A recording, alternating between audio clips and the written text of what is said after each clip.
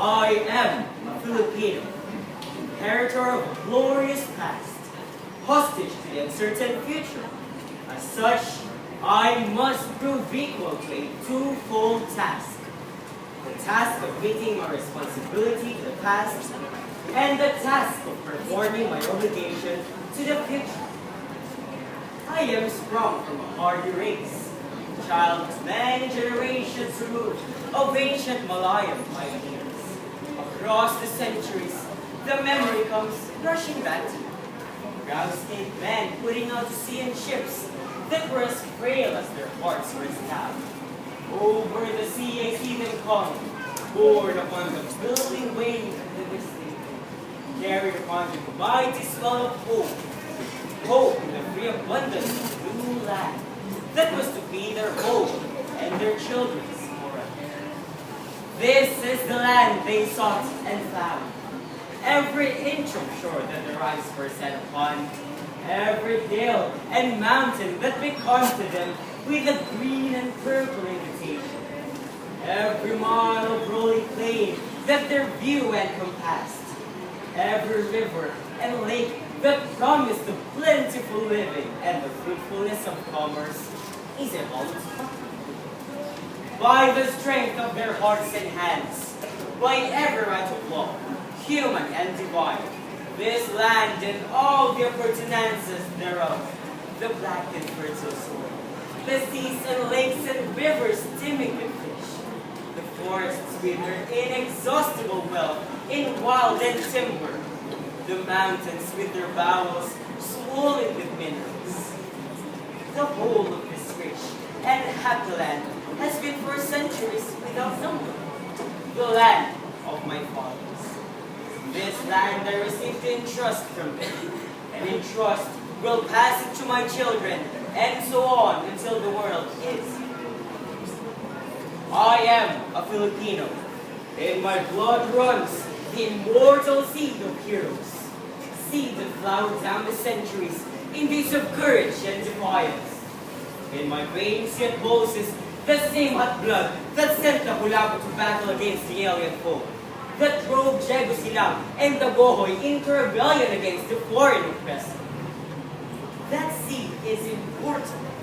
It is the self-same seed that flowered in the heart of Ceasar that morning in Bagumbayan, when a volley of shots put an end to all that was mortal of him and made his spirit deathless. The same that flowered in the hearts of Bonifacio and Balitawa, of Gregorio de Pilar at Hirat Paz, of Antonio Luna at Calumbi, that bloomed in flowers of frustration in the sad heart of Emilio Aguinaldo at Palawan. Yet burst forth royally again in the proud heart of Manuel Quezon when he stood at last on the threshold of ancient Malacanang Palace in the symbolic act of possession and racial vindication.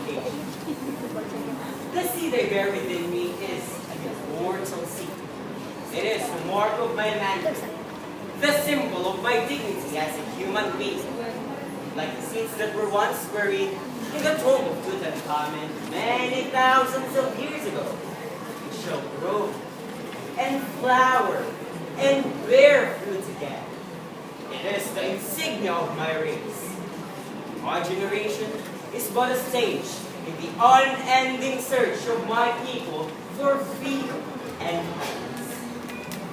I am a Filipino, child of the marriage of the East and the West.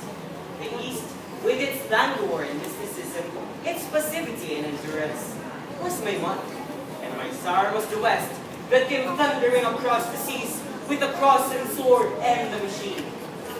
I am of the East, an eager participant in struggles for liberation from the imperialist yoke. But I know also that the East must awake from its century sleep, shake off the lethargy that has bound its limbs, and start moving where destiny awaits.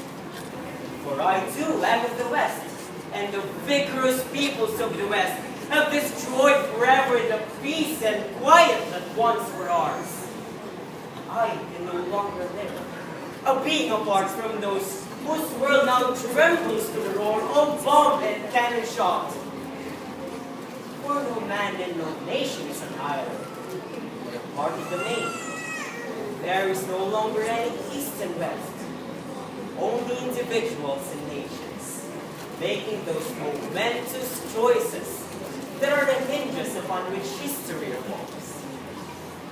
At the vanguard of progress in this part of the world I stand, a forlorn figure in the eyes of some, but not one defeated and lost. For through the thick, interlacing branches of habit and custom above me, I have seen the light of the sun, and I know that it is good.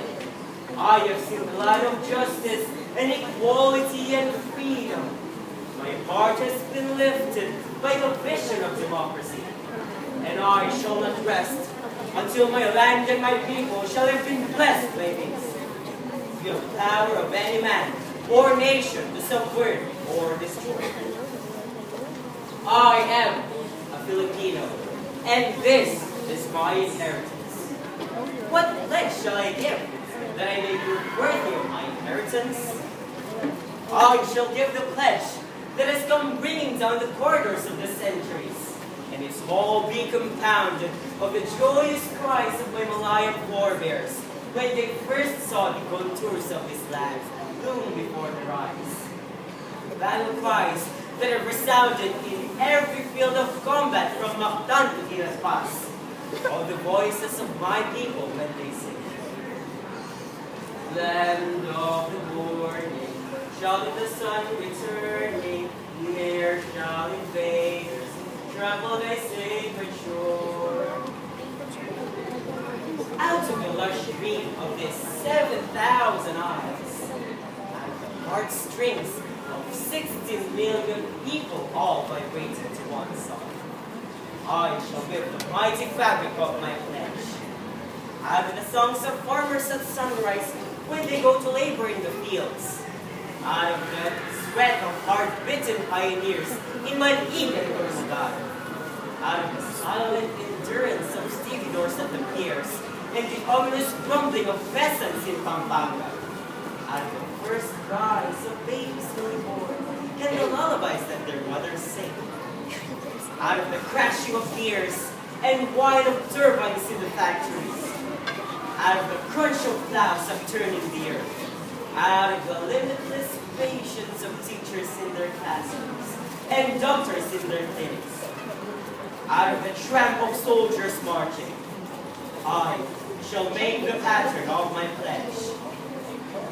I am a Filipino, born of freedom, and I shall not rest until freedom shall have been added unto my inheritance. For myself and my children's, for